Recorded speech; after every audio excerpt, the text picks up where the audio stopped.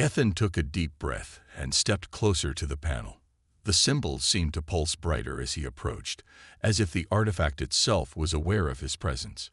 He hesitated for a moment, then began reading the sequence aloud. The first word sent a shiver through the air. It echoed unnaturally, bouncing off the ruins around them. By the second word, the ground beneath their feet trembled slightly. Ethan forced himself to keep going, his voice growing louder to match the rising hum that filled the space. As he reached the final line, the atmosphere shifted. A low vibration rippled outward from the artifact, shaking loose chunks of debris from nearby buildings. The glowing symbols flared brightly, almost blinding. Then silence fell, thick and heavy, pressing against their ears. For a moment, nothing happened. Ethan exchanged a cautious look with Marcus, unsure whether the artifact had worked or failed entirely. But then a sound emerged, a deep, resonant tone that seemed to come from everywhere and nowhere at once. It wasn't chaotic like the whispers they'd heard before. It was calm, almost soothing. "What's happening?" Marcus whispered, his eyes wide. "I think it's working," Ethan replied, though he wasn't entirely sure himself. The tone grew steadier, filling the air with a sense of order that hadn't been there before. The oppressive weight of the echo's influence began to lift, replaced by something else, something peaceful. But the peace didn't last long. From the edges of the ruins came a new sound, a faint whisper, barely audible at first. It grew louder, overlapping voices chanting in discordant rhythms. The artifact's glow flickered, struggling to maintain its stability. "It's fighting back," Marcus said urgently, checking the scanner. "The echo isn't giving up without a fight." Ethan clenched his fists, determination hardening his expression. "We can't stop now." He turned back to the panel and repeated the sequence, shouting the words this time. His voice cut through the chaos, anchoring the artifact's power. The battle between the artifact and the echo intensified. The ground cracked open, revealing veins of light pulsing beneath the surface. Winds whipped through the ruins, carrying fragments of forgotten languages. For a brief moment, Ethan thought he saw shapes forming in the swirling dust, shadowy figures reaching out, their mouths moving silently. Then, with a deafening roar, the artifact surged with energy. A wave of pure light erupted outward, washing over everything. When it faded, the whispers were gone. The oppressive presence that had haunted Ethan since the beginning had vanished. He sank to his knees, exhausted but alive. Marcus crouched beside him, staring at the now dormant artifact. "Did we win?" he asked quietly. "I don't know," Ethan admitted. "But whatever the echo is, it's quiet. For now." As they sat there, catching their breath, Ethan realized the cost of what they'd done. Humanity's languages were still banned across the galaxy, their dangers undeniable. But perhaps, just perhaps, they had bought themselves a little more time.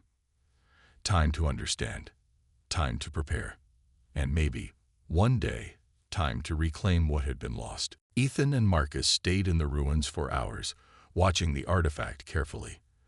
The glowing symbols had dimmed, their light fading into a soft hum that seemed to resonate with the earth itself.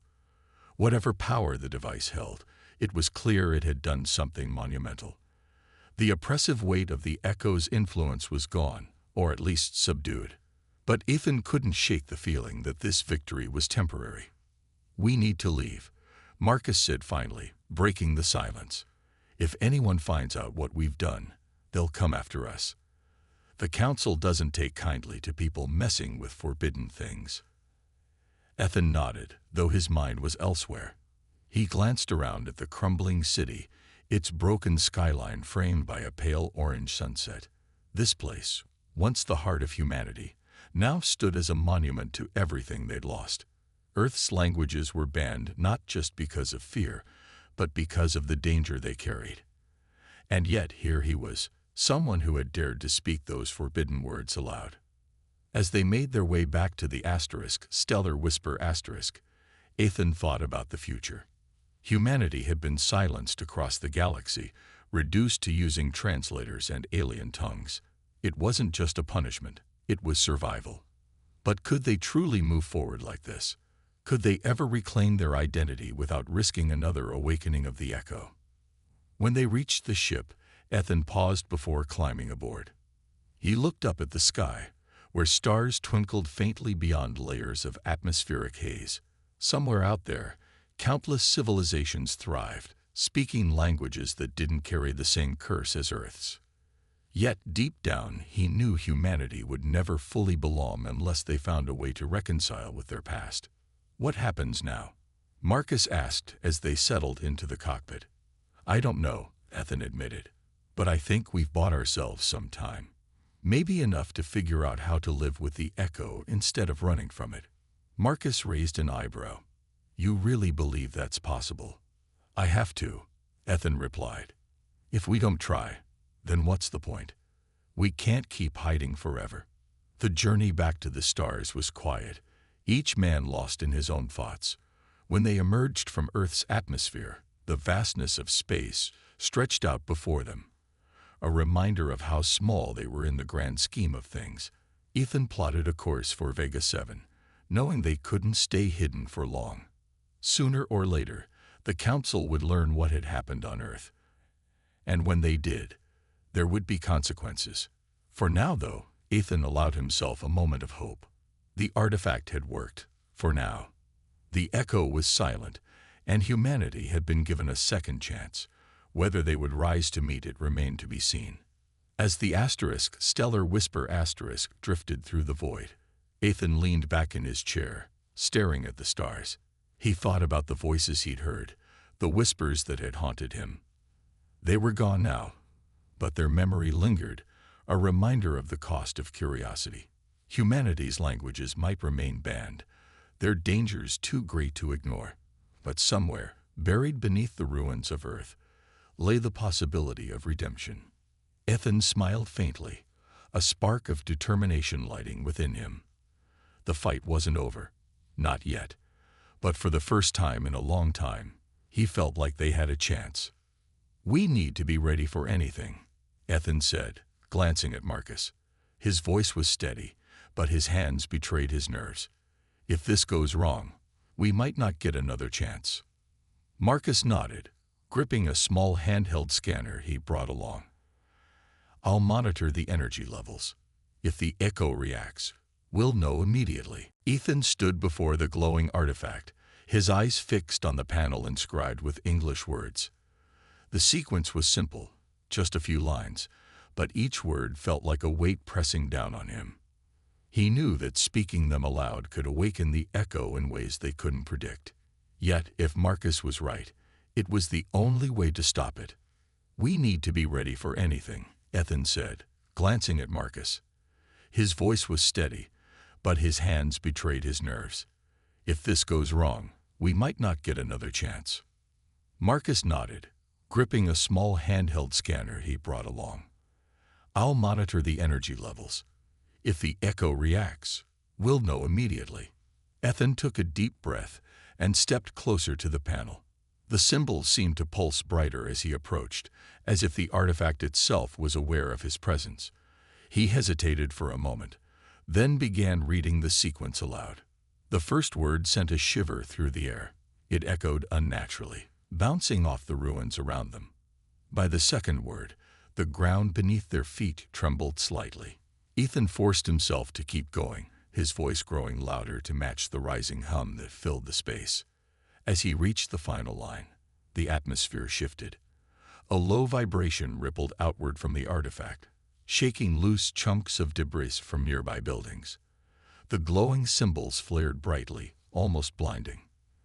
Then silence fell, thick and heavy, pressing against their ears. For a moment, nothing happened. Ethan exchanged a cautious look with Marcus, unsure whether the artifact had worked or failed entirely. But then a sound emerged, a deep, resonant tone that seemed to come from everywhere and nowhere at once.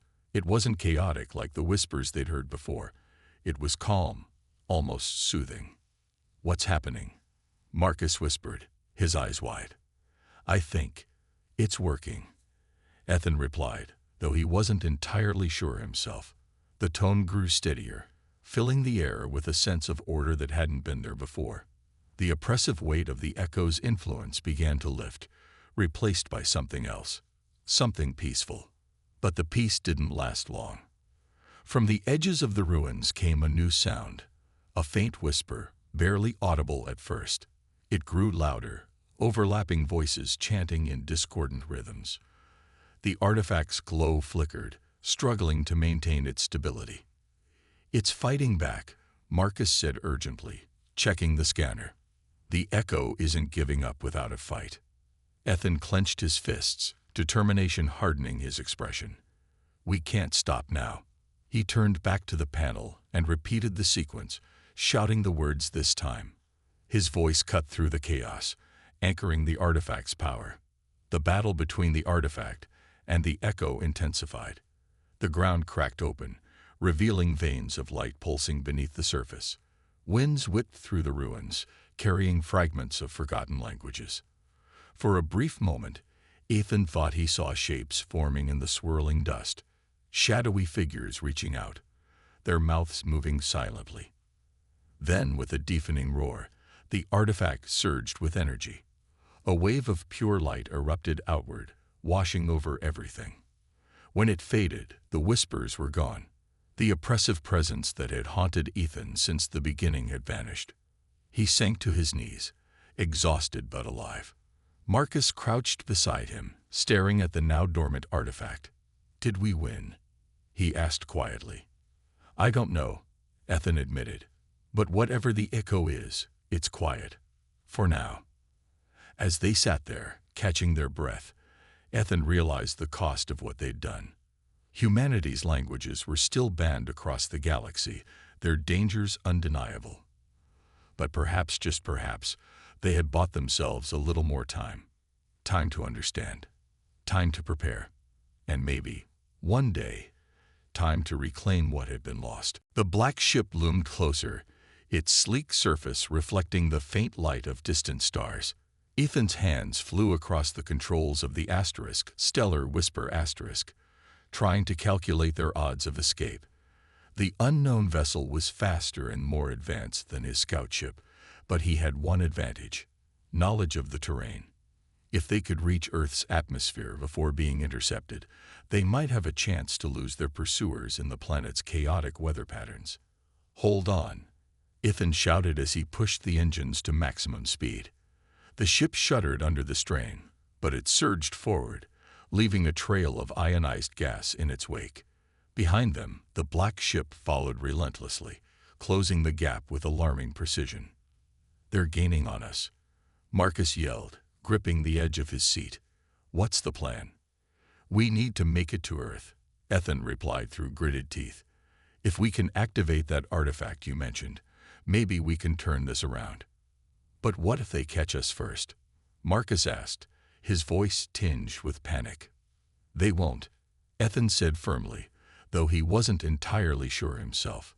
He adjusted the course, steering toward Earth's orbit. The planet came into view, a pale blue sphere wrapped in swirling clouds and surrounded by debris from centuries of neglect. Humanity's homeworld had become a graveyard, abandoned by the rest of the galaxy after the Council declared it off-limits. As they approached, the black ship fired a warning shot, narrowly missing the asterisk stellar whisper asterisk. The impact shook the cabin, throwing both men against their seats.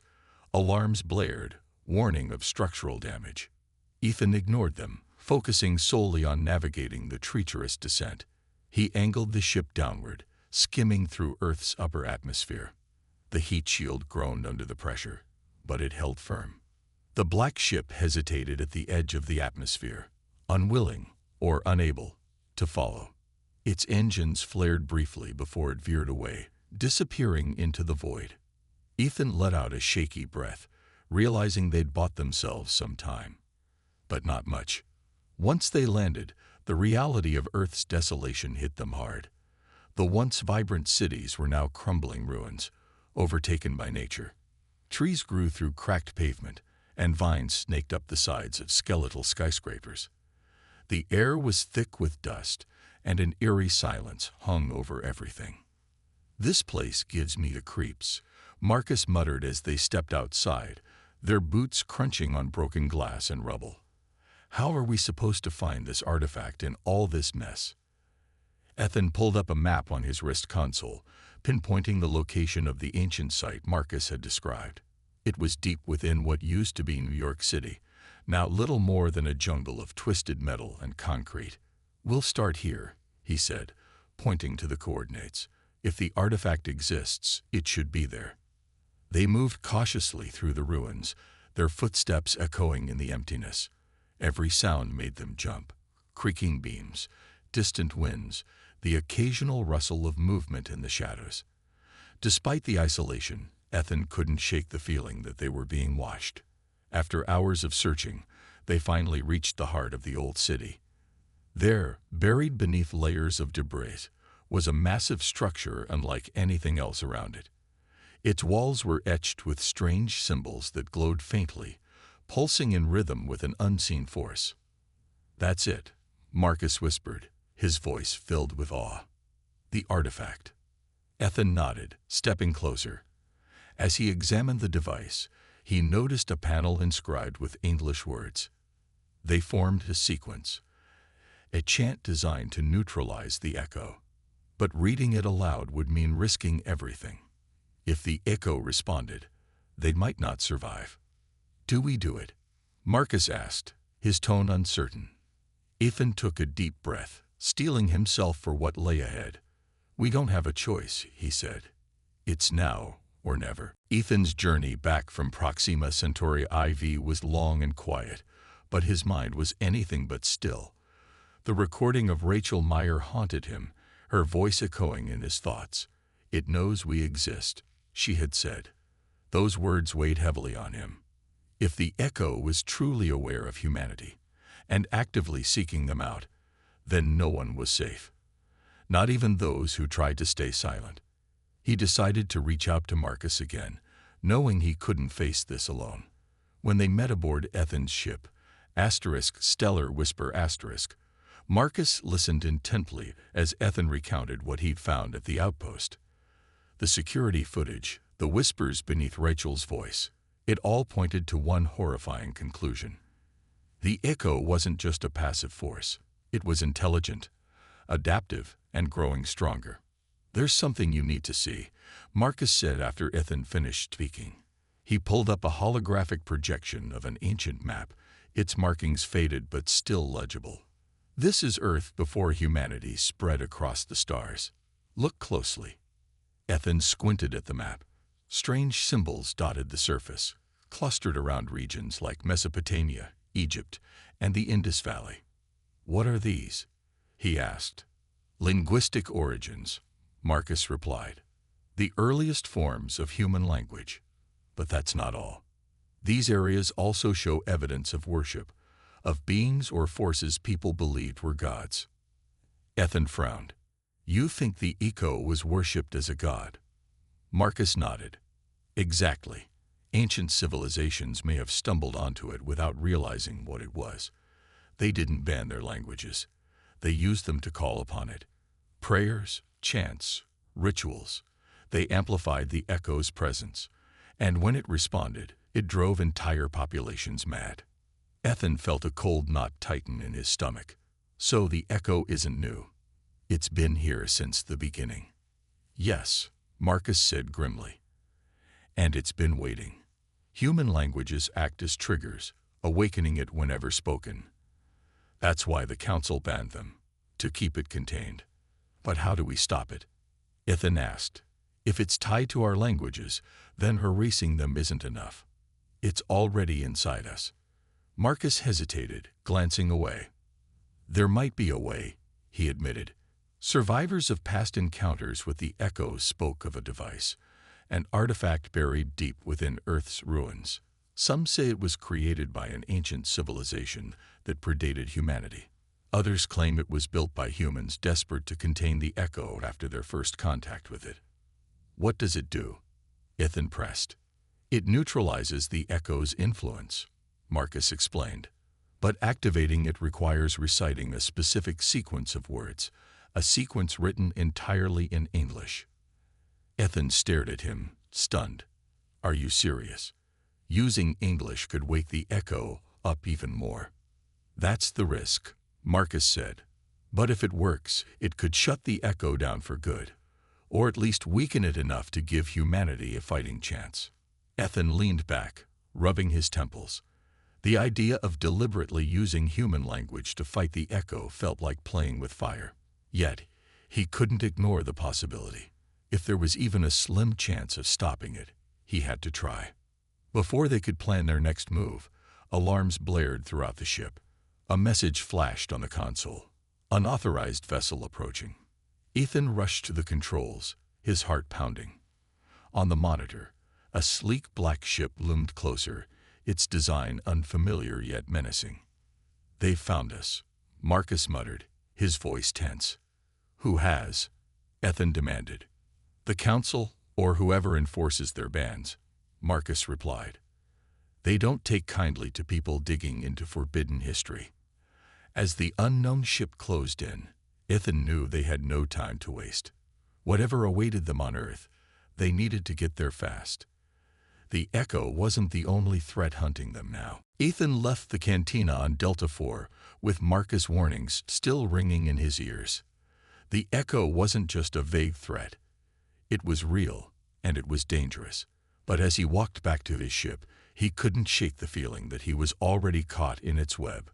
The whispers in his dreams, the hum from the communication system, it all pointed to one thing. The Echo knew he was looking for it. His thoughts turned to Rachel Meyer, a young diplomat whose name had come up during his research. She had been stationed on Proxima Centauri IV, working with the xenophotic Vryn species. According to fragmented reports, Rachel had unknowingly used basic English phrases during negotiations. Within days, the entire Vryn delegation descended into chaos, committing acts of self-harm before retreating to their homeworld. Rachel herself vanished shortly after, leaving behind only a garbled transmission repeating the phrase, "It knows us now." Ethan decided to investigate further. If anyone could provide insight into what happened, it might be someone who had witnessed the fallout firsthand. He set a course for Proxima Centauri IV, hoping to find answers, or at least clues. When Ethan arrived, the planet's surface was eerily quiet. The once bustling diplomatic outpost was abandoned, its halls dark and empty. Dust covered every surface, and the air smelled stale. As he moved through the facility, he noticed signs of panic, overturned furniture, broken equipment, and scorch marks on the walls. Whatever had occurred here, it had been sudden and violent. In the main conference room, Ethan found something chilling. A recording device left behind on the table. He picked it up and pressed play. Static filled the air for a moment, followed by Rachel's voice. She sounded frantic. Her words rushed and uneven. "They didn't understand at first," she said. "I thought I was helping them, bridging the gap. But then, they started hearing things. Voices. Not mine. Not human. Something else. It spoke through me, Ethan. Through my words. And now, it's inside them too." Her voice broke, replaced by heavy breathing. "I can feel it growing stronger. Louder. It knows we exist. It knows where to find us. Oh God, why did I say those words?" The recording ended abruptly, leaving Ethan standing in stunned silence. Rachel's fear was palpable, even through the static. She hadn't just triggered something. She had unleashed it. Her innocent attempt to communicate had opened a door that should have stayed closed. As Ethan listened to the recording again, he noticed faint echoes beneath Rachel's voice. They were barely audible, but unmistakable. Whispers overlapping each other, forming patterns that made his skin crawl. He turned off the device quickly, his hands trembling. He spent hours searching the outpost, gathering whatever data he could find. In one of the security logs, he discovered footage of the final meeting between Rachel and the Vryn delegation. At first, everything seemed normal. Rachel spoke carefully, using simple gestures and expressions to convey meaning. Then, midway through the session, the Vrin began acting strangely. Their movements became jerky, their eyes darting around as if searching for something invisible. One by one, they collapsed, clutching their heads and screaming. Rachel tried to intervene, speaking louder to calm them down. That's when the whispers started. Faint at first, but growing louder with every word she spoke. By the end of the video, the room was filled with an overwhelming cacophony of voices, drowning out everything else. The camera cut to black moments later. Ethan sat back, his mind reeling. The echo wasn't content to stay dormant. It sought out opportunities to spread. Human languages acted as keys, unlocking doors humanity wasn't meant to open. And now, thanks to people like Rachel, and possibly himself, it was waking up again. As he prepared to leave the outpost, Ethan realized something terrifying. The echo wasn't just targeting aliens or distant colonies. It was coming for humanity itself. Ethan stared at the spiral drawn in Dr. Hayes' journal, his mind racing. The more he learned, the less sense it made. Earth's languages weren't just banned because of politics or trade disputes. They were dangerous. But why? What was the echo? And how could something as simple as words hold such power? He knew he couldn't figure this out alone. That's when he decided to reach out to Marcus Hale again. Marcus agreed to meet Ethan on a remote moon called Delta IV, far from prying eyes. When Ethan arrived, Marcus was already waiting for him inside a dimly lit cantina. The place was nearly empty, save for a few shadowy figures hunched over their drinks. Marcus waved Ethan over, his expression grim. "You look like you haven't slept in days," Marcus said as Ethan sat down. "Maybe I haven't," Ethan replied, running a hand through his disheveled hair. "I need answers, Marcus. What exactly is the echo?" Marcus leaned forward, lowering his voice. "It's not just a story or a myth. It's real. Some say it's an ancient force that existed long before humanity. Others believe it's a kind of parasite, feeding off communication, language itself. Whatever it is, it's tied to human speech patterns." Ethan frowned. "But how? How can language be dangerous?" Marcus hesitated, glancing around to make sure no one was listening. "Think about it. Language shapes thought. It connects people, forms bonds, spreads ideas. But what if those connections are two-way streets? What if the echo uses language to spread its influence, to get inside minds?" Ethan felt a chill run down his spine. "You mean it manipulates people?" "Exactly," Marcus said. "The experiments you read about, they didn't fail because humans did something wrong. They failed because the echo woke up. Human languages act like conduits for it. Every word spoken, every phrase taught. It amplifies the echo's signal. And once it takes hold, it doesn't let go." Ethan thought about the whispers he'd heard, the strange hum from the communication system. Was that the echo trying to reach him? If it's so dangerous, why didn't the Council destroy all records of human languages completely? Why leave anything behind? Marcus sighed. They tried. Believe me, they tried. But erasing a language isn't easy. Words have a way of surviving, even when we don't want them to. Stories passed down, fragments hidden away. It's impossible to wipe them out entirely.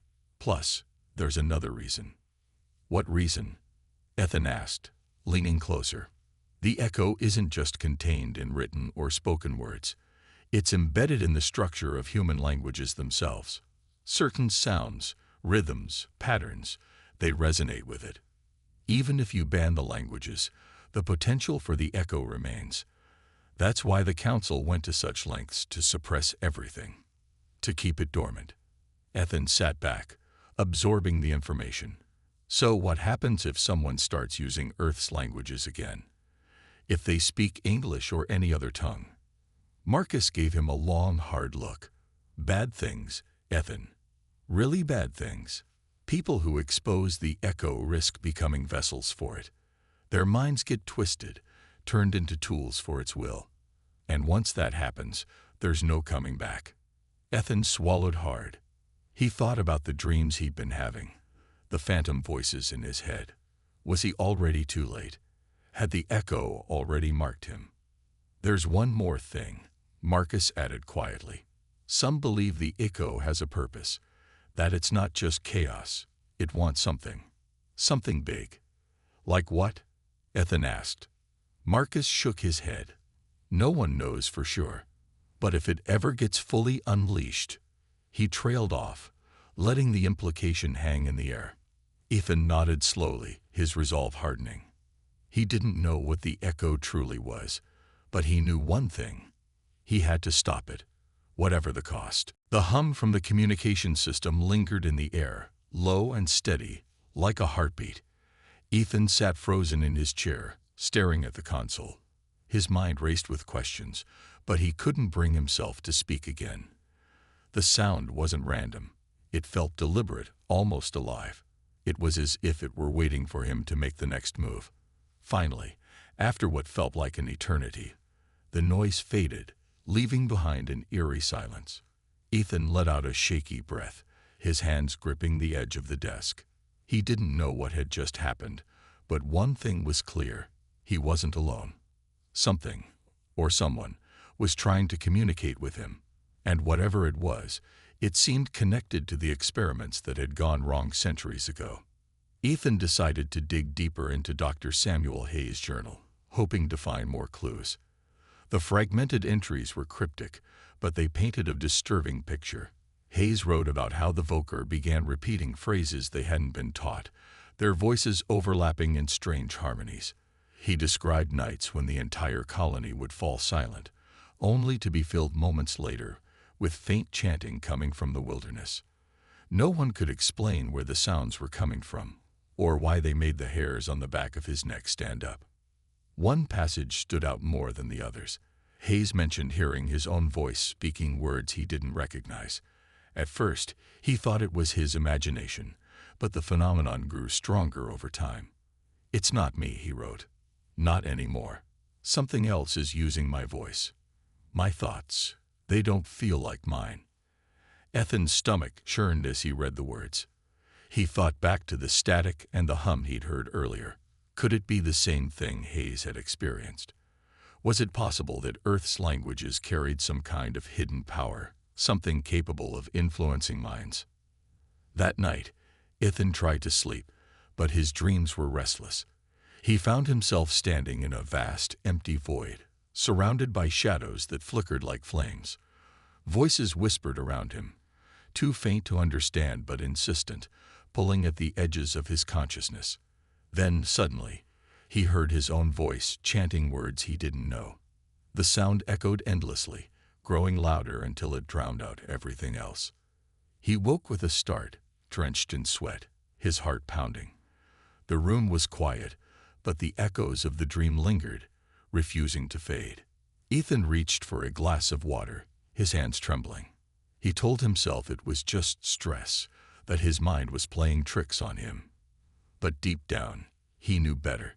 Whatever had driven the Voker mad, whatever had silenced Earth's languages across the galaxy, it was reaching out to him now.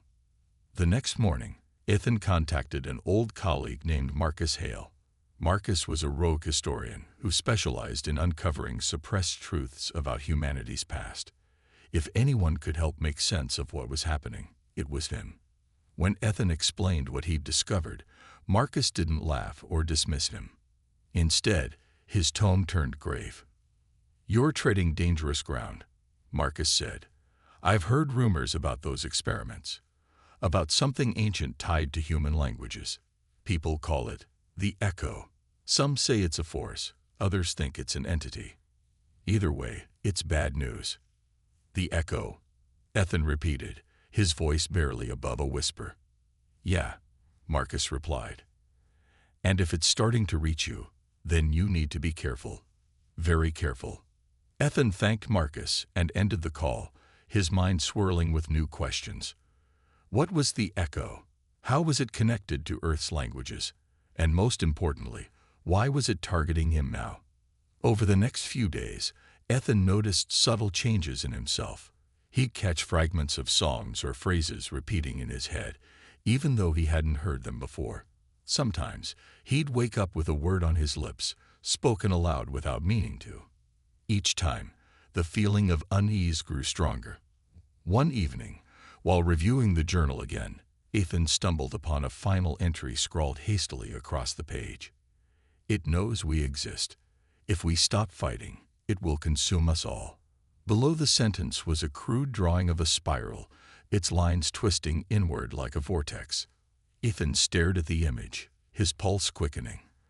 For the first time, he wondered if uncovering the truth might come at a cost he wasn't prepared to pay. Ethan couldn't shake the feeling that he was being watched. The strange static from the communication system lingered in his mind, gnawing at him like an unanswered question. He replayed the incident over and over, trying to make sense of it. Was it just a glitch, or had someone, or something, been trying to reach him? The thought sent a shiver down his spine, but he knew one thing for sure: he couldn't ignore it. Determined to find answers, Ethan decided to revisit the fragments of information he'd uncovered in the Galactic archives. This time, he focused on the experiment conducted on Xylos 9, the one that had gone horribly wrong.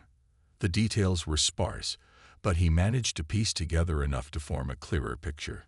A team of human linguists had arrived on the planet with high hopes of fostering better relations with the native species, the Vokar. They began teaching them basic English phrases, believing it would help break down barriers. At first, progress seemed promising. The Vokar showed interest, repeating words, and even attempting simple sentences.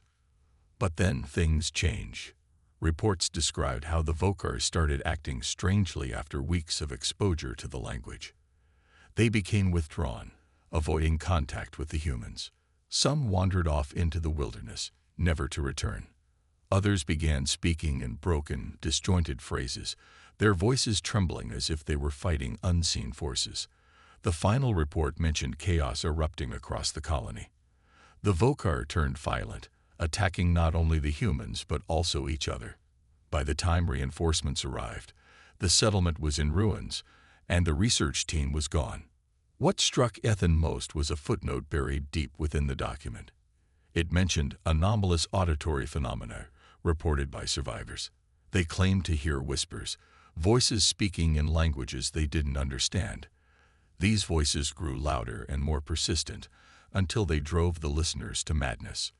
One survivor described it as if the words themselves carried some kind of power, twisting thoughts and emotions until there was nothing left but fear and confusion. Ethan sat back in his chair, his brow furrowed. Something about this felt familiar. The static from earlier. It wasn't random interference. It was a message, or at least part of one. Could it be connected to what happened on Xylos 9? And if so, why was it reaching out to him now? He pulled up another fragment of data, this time focusing on the aftermath of the experiments. The Council hadn't just banned Earth's languages. They'd classified every record related to them. Entire teams of researchers were reassigned, their work erased from official logs. Even mentions of the experiments themselves were scrubbed clean. But why go to such lengths? Banning languages was extreme, but erasing history suggested something far more sinister was at play. As Ethan sifted through the documents, a name caught his eye: Dr. Samuel Hayes. He was listed as the lead linguist on the Xylos 9 project. Intrigued, Ethan searched for any additional information about him. Most records were missing, but one entry stood out: a personal journal recovered from the wreckage of the colony. It was incomplete, with large sections damaged beyond repair, but what remained was chilling. In one entry, Dr. Hayes wrote about hearing whispers late at night. He described them as faint at first, almost soothing, but growing louder and more insistent over time. "It's as if the words have a life of their own," he wrote. "They twist and change, forming patterns I can't explain. Sometimes I wonder if we've awakened something ancient, something we don't fully understand." Ethan's hands clenched into fists as he read the words. Whatever had happened on Xylos 9, it wasn't just a failure of diplomacy or communication. It was something deeper, darker. something tied to the very fabric of language itself. And now, centuries later, it seemed to be reaching out again. The static crackled once more, pulling Ethan from his thoughts. He stared at the console, his heart pounding.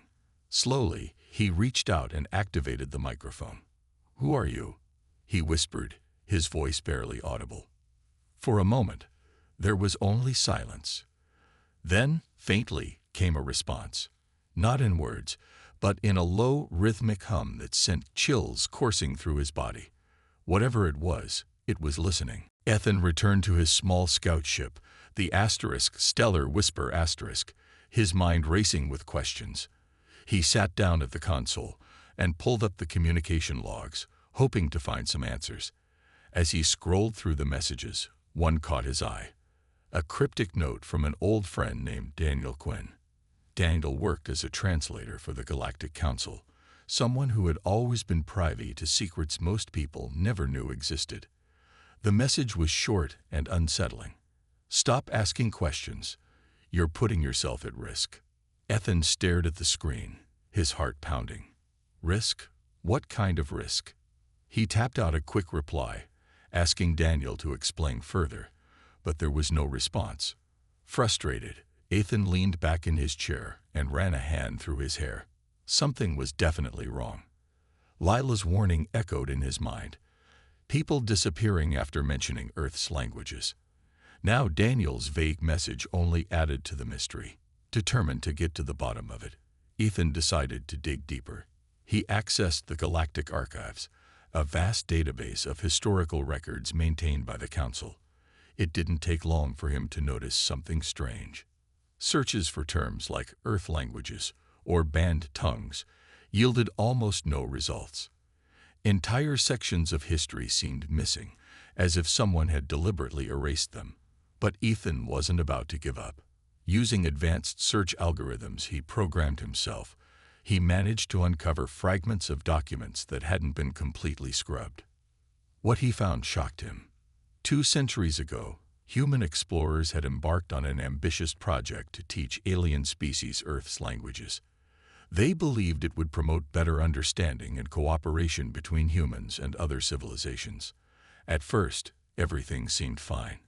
Colonies thrived, trade flourished, and relations improved. But then, things took a dark turn.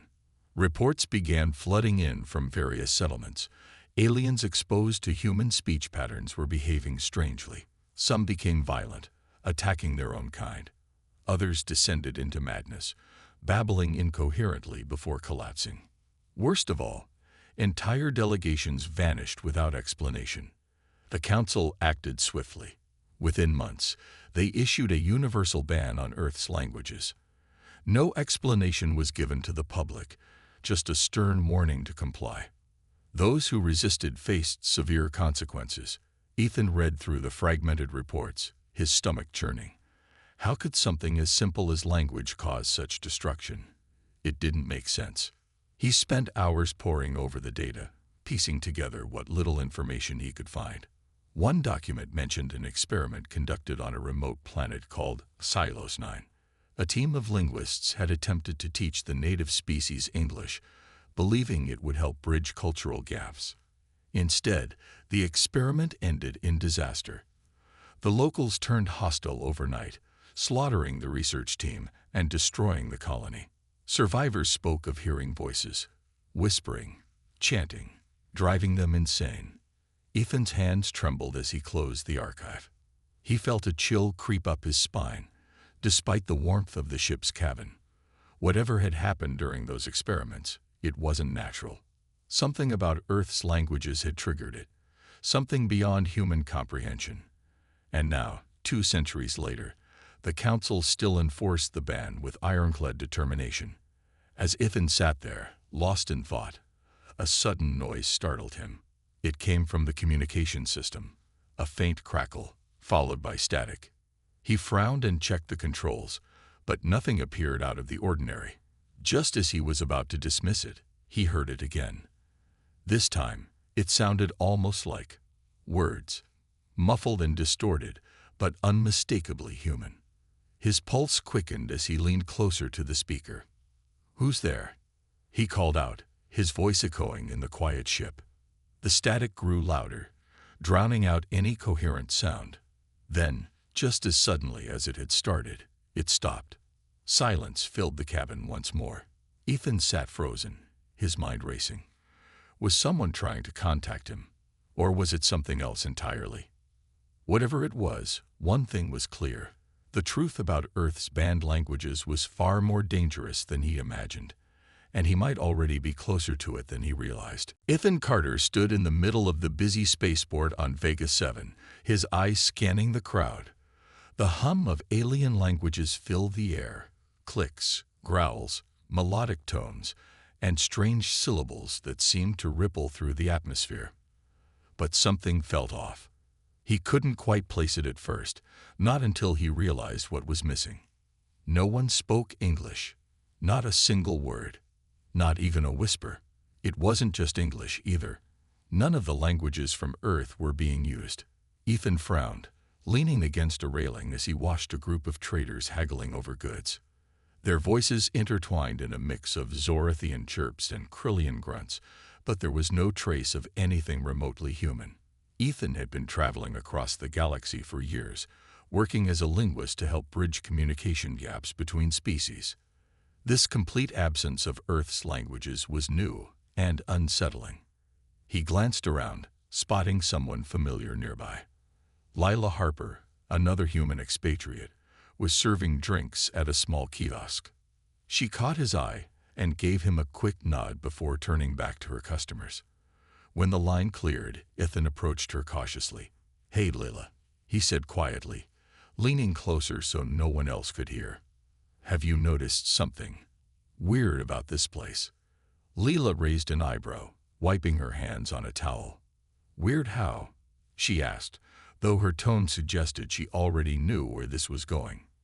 "No one speaks English," Ethan replied, "or any Earth language.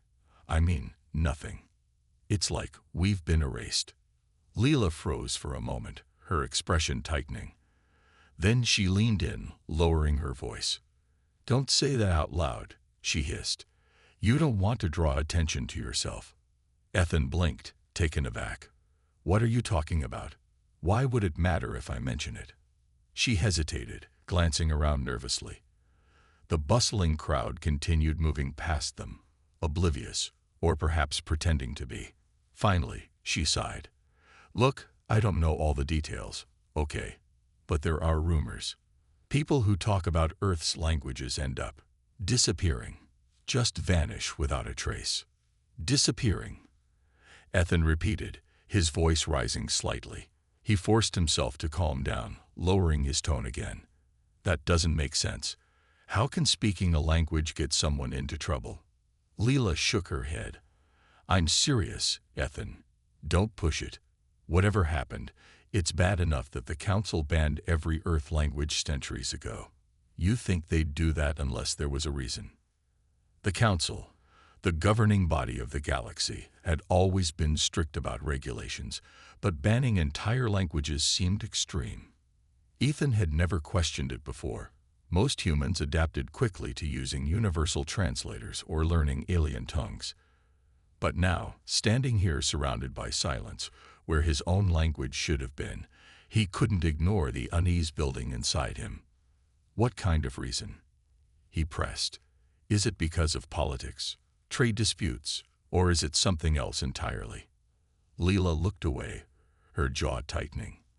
"I don't know," she admitted, "but I've heard stories about colonies going mad after hearing certain phrases, about ships losing their crews after broadcasts in English. People don't joke about this stuff, Ethan. They're scared." Ethan stared at her, trying to process what she was saying. Scared of words. It sounded absurd. And yet, the tension in Lila's voice told him she wasn't exaggerating. Something about Earth's languages was dangerous. So dangerous that even mentioning them could put him at risk. As he stepped back from the kiosk, Ethan couldn't shake the feeling that he'd stumbled onto something far bigger than he'd imagined. Whatever the truth was, it wasn't going to stay hidden forever, and he intended to find out why.